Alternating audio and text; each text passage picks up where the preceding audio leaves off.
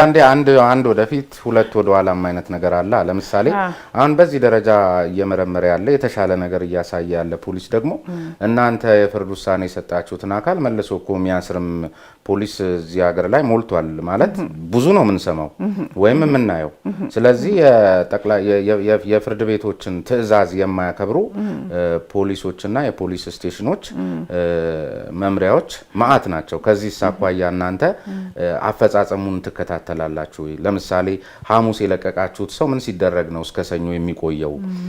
በእናንተ በኩል የፍርድ ቤት ውሳኔዎች ቶሎ ተግባራዊ እንዲሆኑ ከዚያ በኋላ ያ አካል የተፈታው አካል እሱም ቤተሰቡም እንዳይጉላላ በአስቸኳይ እንዲፈጸም የምትከታተሉበት ዘዴ የለም ወይ? ምክንያቱም በቃ እንደፈለጋቸው በራሳቸው ቁጥጥር ስራ አድርገው እንደምንም አርብ ማታ ያደርጉትና እንደው እግዚአብሔር የፈቀደለት ሰኞ ሊፈታ ይችላል። ካልሆነ በዛው ሌላ ደግሞ አጀንዳ ይዘው መተው እንደዚህ የሚያስቡበትም ሁኔታ በጣም ነው የሚነሳው። ስለዚህ ይሄም አንዱ ማሳያ ስለሚሆን እዚህ ላይ ምንድነው አስተያየት? እንግዲህ አንድ በጣም ክላሲክ የሆነ ንግግር አለ። ያ ምንድነው? ፍርድ ቤቶች ቦርሳም የላቸው ጦርም የላቸውም ይባላል።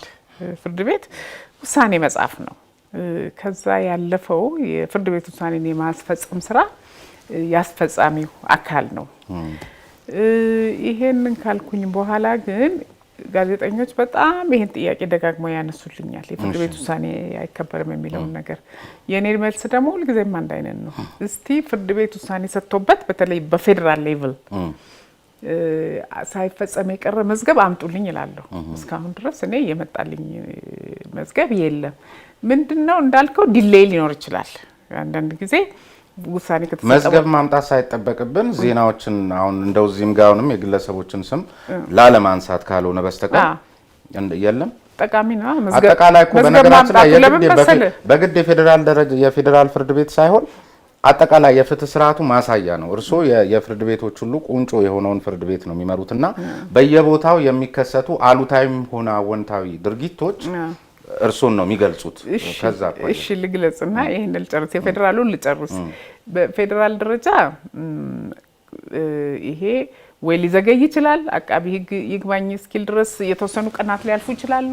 ነገር ግን ፍርድ ቤት ውሳኔ ሰጥቶ አልፈጸመም የተባለበት መዝገብ ካለ ልወቀው ብዬ ሁልጊዜ እናገራለሁ። ሊኖር ይችላል ግን ወደ አቴንሽን ይምጣ። ከዛ በኋላ ውይይት እናደርግበታለን ከሚመለከታቸው። ይሄ ተቀባይነት ያለው ነገር አይደለም፣ ሊሆንም አይችልም፣ መሆንም የለበትም። በሁለተኛ ደረጃ የሪጅኖች የክልሎችን ጉዳይ አስተሃል። ትክክል ነው፣ አገሩ አንድ ነው፣ ነገር ግን ስርዓቱ የተለያየ ነው። በህገ መንግስቱ መሰረት የፌደራል ፍርድ ቤቶችና የክልል ፍርድ ቤቶች አስተዳደራቸው ይለያያል። ይሄንን ብዬ ግን አላቆምም። የጋራ መድረክ አለን።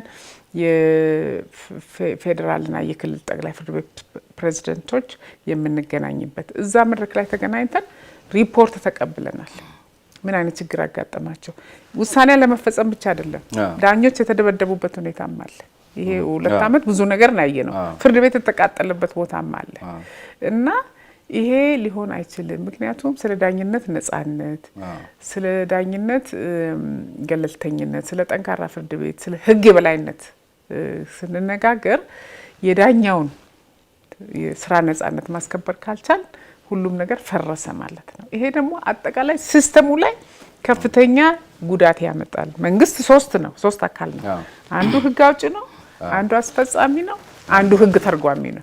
ህግ ተርጓሚው ፓወሩን ካጣ ተፋለሰ ማለት ነው እና በዚህ ብዙ ውይይት አድርገን ኢንፎርማል የሆኑ ዲቤቶችንም አድርገን መግለጫ አውጥተናል። በጠቅላላ የሀገሪቱ ፍርድ ቤት መሪዎች መግለጫ አውጥተን ይሄ ተቀባይነት የሌለው ነገር ነው ብለን ተናግረናል። ያም ሆኖ ግን እንደምታውቀው ደግሞ ህዝቡም እንደሚያውቀው ብዙ ውጣ ውረድ ውስጥ ነው ይሄ ሀገር ያለፈው። አሁንም አልወጣንም ሙሉ በሙሉ። ስለዚህ ይሄ ችግር ለምን አጋጠመን ልንል አንችልም። አጋጥሞናል፣ አሁንም ያጋጥመናል። ለምን ገና እየገነባን ያለ ነው። የተወሳሰቡ ነገሮች አሉ። ትልቁ ነገር ውስብስብነቱን ግን እንረዳው። በቀላሉ ግን ሊታረሙ የሚችሉ ነገሮች ቀደም ሲል መግቢያችን ላይ እርሱ የሚያሉኝ ሰው አንድ ጊዜ የሳለውን ነገር ከአይምሮ ላይ ለማላቀቅ ጊዜ ይወስዳል። አሁን እርሱ ያሉኝን የክልሎች የፌዴራል ፍርድ ቤቶች የመሳሰሉትን እኔ በጣም እርግጠኛ ተማረ የሚባለው አካል እኮ ከሞላ አይረዳውም። ስለዚህ ስም ነው ሲጠፋም አብሮ ነው ተያይዞ የሚጠፋውና አሁን የክልሎች ስራ ስለሆነ ነው ነገሌ ከተፈቱ በኋላ ፖሊሲ ያሰራቸው የሚላችሁ ህብረተሰብ የለም። ያ ስሜት እዚህም ላይ እንጸባረቅና እናንተ በዚህ በኩል የህዝብ አመኔታን እንገነባለን ብላችሁ የምታስቡትን ጥረት ሁሉ ያሰናክላል። ስለዚህ የጋራ አጀንዳ ተደርጎ ነው መወሰድ። ትክክል ነው። ይሄ መቆየትም ያለበት ችግር አይደለም፣ ቶሎ መፈታት ያለበት ችግር ነው። የህግ የበላይነት እያልን መፈክር ማሰማት ብቻ በቂ አይደለም። ከፍተኛ ዋጋ ያለው ጉዳይ ነው የህግ የበላይነት። ሙስና በጣም ከባድ ችግር ነው። ቅድም ያልኩ በየትኛውም እኔ በግልጽ ነው የምናገረው። ማስረጃ ህዝቡ ይዞ አይመጣም።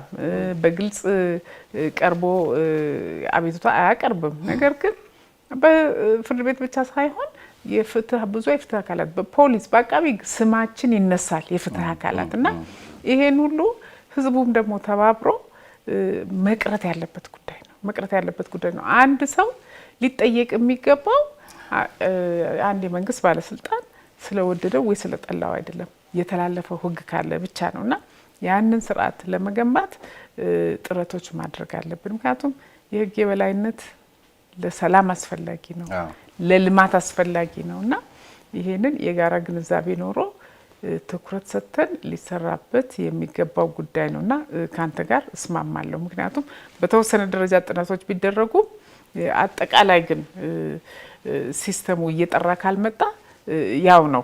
ሌላ ከዚህ ከፍርድ ቤቶች ነጻነት ጋር በማሳያነት የሚነሳ አንዳንድ ጊዜ እርሶ ሰሞኑንም ከአስፈጻሚዎች ጋር በአደባባይ የሚታዩበት ነገር ሰዎችን ጥርጣሬ ላይ ይጥላል። ከዚህ ፊት ኢንጂነር ታከለ ኡማ ጋር በከተማው አስተዳደር የፍትህ ጉዳዮች ላይ ተወያዩ የሚል ዜና ወጥቶ ነበርና ምን አገባቸው እሳቸው ከእሳቸው ጋር የሚወያዩት? ምን ጥልቅ አረጋቸው እዚህ ጉዳይ ውስጥ? አንድ ሁለተኛ ቅርብ ጊዜ ይመስለኛል የሆነ የግብርና ልማቱን ምናምንም ምረቃ ላይ እንዲታይተዋል። ሰሞኑን ደግሞ በስፋት ዜናው እየወጣ ያለው ከወይዘሮ አዳነች አቤቤም ጋር እንደዚሁ የሆነ ቦታ ላይ ቁጭ ብላችሁና እዚያ አካባቢ መመላለሱ አንዱ ይሄ ጣልቃ ገብነቱን ተስማምቶ መስራትና የመንግስትን አጀንዳ የማስፈጸም ጉዳይ በሚል ብዙዎች ናቸው የሚያነሱበት። ለምን? እሺ ጥሩ ነው እንኳን አነሳ ይሄን ጥያቄ። ምንድነው ሁለቱ ጉዳዮች ተለይተው መታየት አለባቸው። ከአስፈጻሚው ጋር ፍርድ ቤቱ ምን አይነት ግንኙነት ሊኖረው ይገባል? አስፈጻሚም ብቻ ሳይሆን ደግሞ ፓርላማውን ጭምር ማለት ነው። ምክንያቱም 3 የመንግስት አካላት አሉ። ግንኙነታችን ምን አይነት መሆን ይገባዋል የሚለው ሊታወቅ ይገባል። ለምሳሌ በሁለት አድርጌ ልመልስ።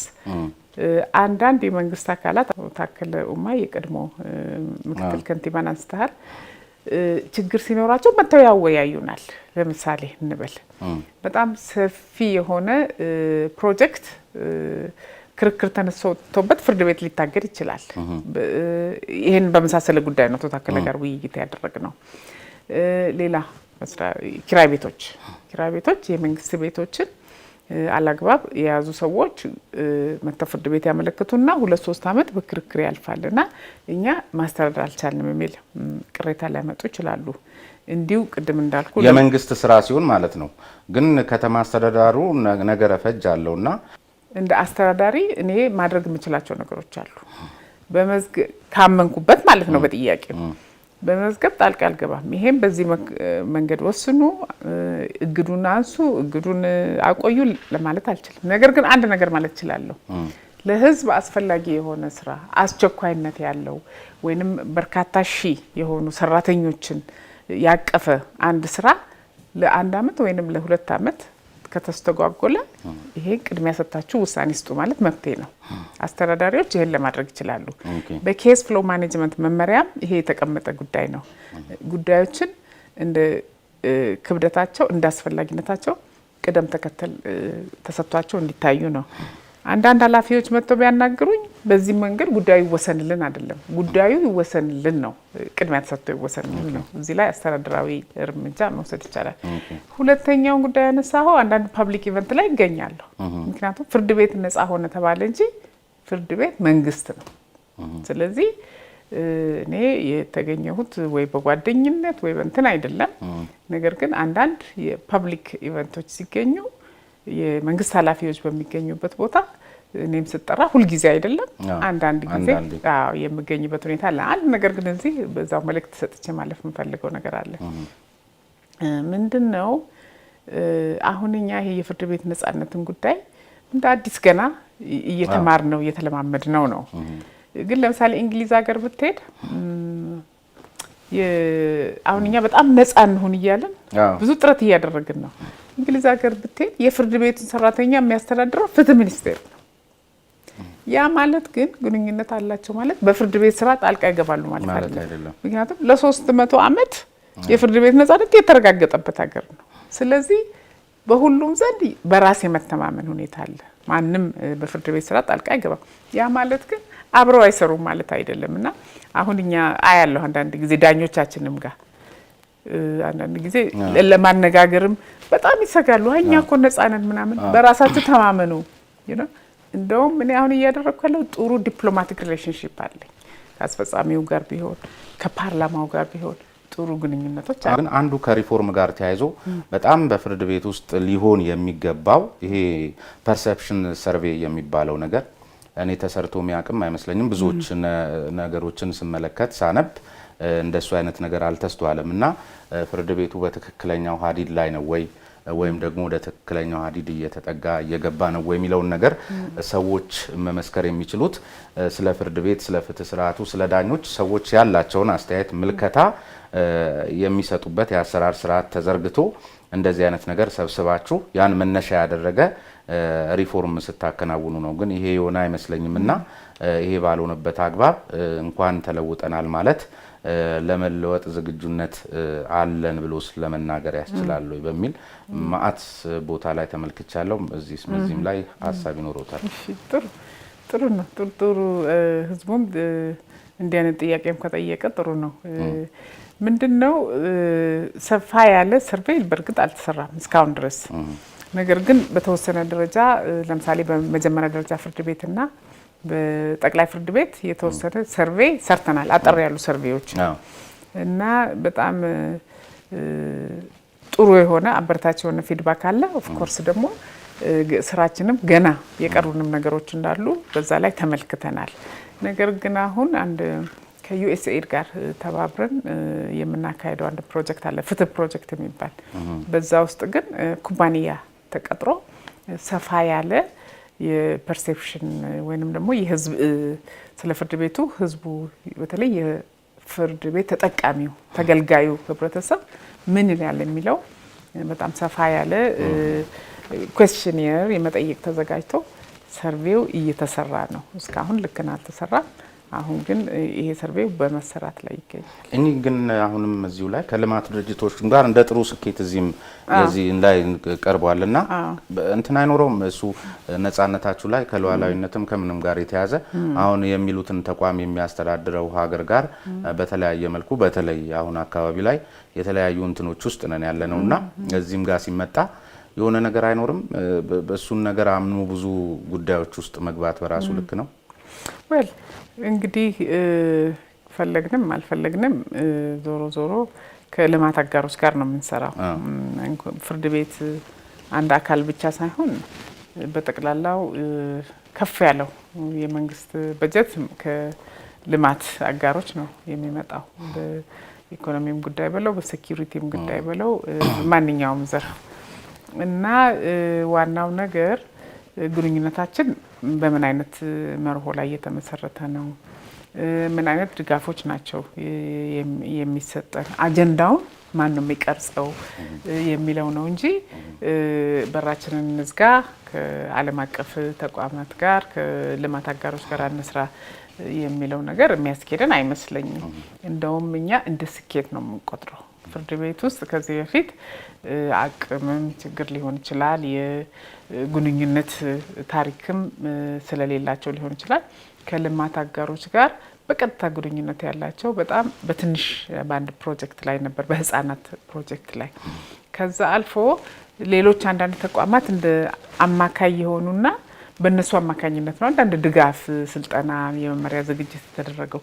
አሁን ግን የሪፎርም ሰፋ ያለ የሪፎርም ስራ የ3 አመት እቅድ አውጥተን ከልማት አጋሮች ጋር ዩኤንዲፒ፣ ዩኤስኤድ፣ ማሊንዳ ኤንድ ጌትስ ፋውንዴሽን፣ ኦፕን ሶሳይቲ ፋውንዴሽን ከብዙዎች ጋር ጥሩ ግንኙነት ጀምረናል እና እሱን እኔ እንደ ጥንካሬ ነው። እሺ ሌላው ከዚህ አሁን በደሞዝም ሆነ በዳኞች ቁጥር መቼም በእርግጠኝነት የተሻለ ነው። በተለይ ከደሞዝ ጋር ወይም ከዳኞች ቁጥር ጋር በተያያዘ ከዚህ ከ10 አመት በፊት ከነበረው በ2/3 ቁጥሩ የጨመረ መሆኑን የተለያዩ መረጃዎች ላይ ተመልክቻለሁ። ግን ፋይሎችን ዲስፖዝ በማድረግ ወይም በመወሰን አቅም የበፊቱ የተሻለ ነው የሚሉ ተከራካሪዎች ናቸው የሚበዙትና ምን ማለት ነው ይሄ? ስራ እየተሰራ አይደለም ማለት ነው? የአቅም ችግር ነው? የችሎታ ችግር ነው? እንትኑ በቁጥሩ በልጦ ግን ፋይሎችን ቶሎ ውሳኔ በመስጠት በኩል የበፊቱ ይሻላል የሚል ነው አንዳንድ ጥናቶች የሚያሳዩት። ወል እንግዲህ እሱን በደንብ ቁጭ ብለን ማየት አለብን። በየአመቱ የፍርድ ቤቱ ፍርድ ቤት የሚመጡ ጉዳዮች እየበዙ ነው የሚመጡት። ከዛ አንጻር ደግሞ አፈጻጸሙም እየጨመረ እንዳለ ነው እኔ የማውቀው። ለምሳሌ የዚህ የ9 ወሩ ሪፖርት ብቻ እንኳን ብንመለከት በሶስቱም ፍርድ ቤቶች ወደ 118,000 ጉዳዮችን ለማየት አቅደን በዚህ በ9 ወር 119,000 ጉዳዮችን አይተናል። ያ ማለት ከእቅዳችን በላይ ሄደናል ማለት ነው። ከነዚህ ውስጥ ደግሞ ወደ 1600 ጉዳዮች ከ3 አመት በላይ የዘገዩ ጉዳዮች ናቸው። ማለት ይሄ የቆዩ ጉዳዮችን የዘገዩ መዝገቦችንም የማጥራት አቅማችን እያደገ ነው ያለው ማለት ነው እና ከዚህ አንጻር ስራችን በጥራትም ይሁን በአፈጻጸም ደረጃ እያደገ እንደመጣ ነው የምረዳው። ምንድነው የሚባለው? የቁጥቁጥ ቅድሶ ነው ቢሆን ከእቅድ በላይ መሆን በራሱ አፈጻጸምን ያመላክታል። ሲጀመር ያቀዳችሁት በልካችሁ ባይሆንስ? ወይ እሱ ሊሆን ይችላል፣ ግን እሱን መታየት አለበት። ከአቅማችን በታች ስላቀድን ነው ወይስ ደግሞ ፐርፎርማንሳችን ጥሩ ስለሆነ ነው የሚለውን ኢቫሉዌት ማድረግ ያስፈልጋል። እንዳልከው ነው። ግን በተለመደው አይነት አምና ስንት ኬዞች መጡ፣ ዘንድሮ ስንት ይሆናሉ በሚለው ላይ ፕሮጀክሽን እየተሰራ ነው እቅድ የምናወጣው። እሺ ሌላ አንድ እዚህ የስትራቴጂክ እቅዳችሁ ላይ አንድ ነገር ያየሁት በአስፈጻሚ አካላት በዘፈቀደ ያለምንም ገደብ የሚሰጡ ውሳኔዎች የሚወጡ ደንብና መመሪያዎች በሕግ ሚዛን መፈተሻቸው የዲሞክራሲና ተጠያቂ መንግስት አስተዳደር ለመፍጠር የመጀመሪያና ታሪካዊ እርምጃ ነው ይላል። ለዚህ የአስተዳደር ስነ ስርዓት ሕግን በተመለከተ እንግዲህ እንጸድቋል ይመስለኛልና ይሄ እንደው ለአስፈጻሚው ይዋጥለታል? እውነት ይቀበላችኋል? ከዚያ ባሻገር ደግሞ ያንዳንዱ መስሪያ ቤት በመንግስት መስሪያ ቤት ብቻ በቀደም ሲቪል ሰርቪስ ኮሚሽነሩን ሳናገር ወደ 1.8 ሚሊዮን ሰራተኛ አለ። እነዚህ ሁሉ ደንብና መመሪያ ባወጡ ቁጥር ወደ እናንተ ሲያመጡ ይህን ሁሉ ሊያስተናግድ ሊመረምር የሚችልስ የሰው ኃይል አላችሁ ወይ? እንደገና ስራ መፍታትስ አይሆንም? ስንት መዝገብ እዛ እየጠበቃችሁ የየመስሪያ ቤቱን ደንብና መመሪያ እናንተ ስትፈትሹ ልትሉ ነው? ሁለተኛ ደግሞ እንደዚህ መመሪያ የማያወጣ አስፈጻሚ የሚከብደው ይመስለኛል። ብዙ ጊዜ እኛ ሀገር እንዲህ ታዳጊ ሀገራትም ሊሆን ይችላል መጀመሪያ ያወጡት ህግ እንደሱ አይነት ጉልበት ማሳየት የሚፈልግ ብዙ አመራር አለና ይሆናል ይሄ በኋላ ሌላ ነገር አይፈጥርም። ለዚህ እኮ ነው እዚህ ጋር እዚህ ሪፈር ያረከውን ስፒች ላይ ያመሰገንኳቸው ለዚህ ነው። ምክንያቱም ፍርድ ቤቶቻችን እስካሁን ኦፍ ኮርስ የሰዎች ንብረት፣ የወንጀል ጉዳይ፣ የመብት ጉዳይ፣ የነጻነት ጉዳይ ብዙ ነገር ይመለከታሉ።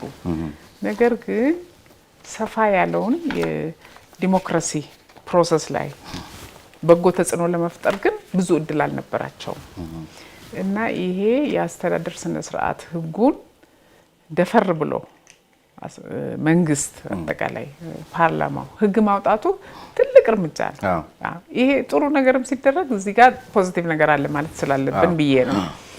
ምክንያቱም የምናወጣው መመሪያ የምንሰጠው ውሳኔ ህገ መንግስቱን ህጉን ስለማክበሩ ይፈተሽ እያሉ ነው። ይሄ አዲስ ነገር ነው እንዳልከው ነው። አሁን አንድ ሚኒስቴር አንድ አስፈጻሚም ትልቅ ባለስልጣን ነው ውሳኔው መከበር እንዳለበት ነው የሚያውቀው።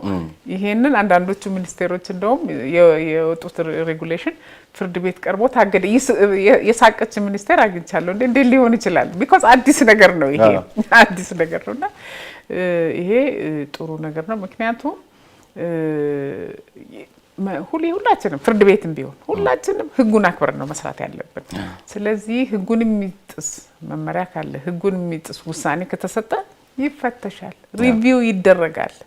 ለዚህ ደግሞ እንዴት ነው ይሄ የሚሰራው ያልከው የራሱን የቻለ ችሎታ አቋቁመናል ከፍተኛ ፍርድ ቤት ደረጃ እና ይሄንን እየመረመሩ ነው የሚገኙት። ግን እኛም ጋር ትልቅ ኃላፊነት ይዞ ነው የመጣው ለዳኞቻችን ይሄንን ነው ማለት። ምክንያቱም ነፃነት ማንዴት ሲሰፋ ከኃላፊነትም አብሮ ይዞ ነው የሚመጣው። ምክንያቱም እኛ የመንግስት ስራ ለማስተጓጎል አይደለም፣ ለማሰናከል አይደለም። ቶሎ አይተን በጥንቃቄ አይተን ሪቪው አድርገን መመለስ አለብን እና ይሄ ደግሞ በእኛም በኩል ገና ብቃትን ይጠይቃል። አዲስ ጉዳይ ነው ይሄ አዲስ ስራ ነውና እንዴት ነው ይሄ ህግ መተርጎም ያለበት በሚለውም ላይ ሴሚናር ማድረግ አለብን። በዚህ ጉዳይ ሪሰርች የሚያደርጉትንም ባለሙያዎች መጋበዝ አለብን። ምክንያቱም ብዙ ስህተቶች መስራት የለብንም። በፍርድ ቤት ደረጃ የመንግስት ስራ የሚያደናቅፍ መሆን የለበትም እያልኩኝ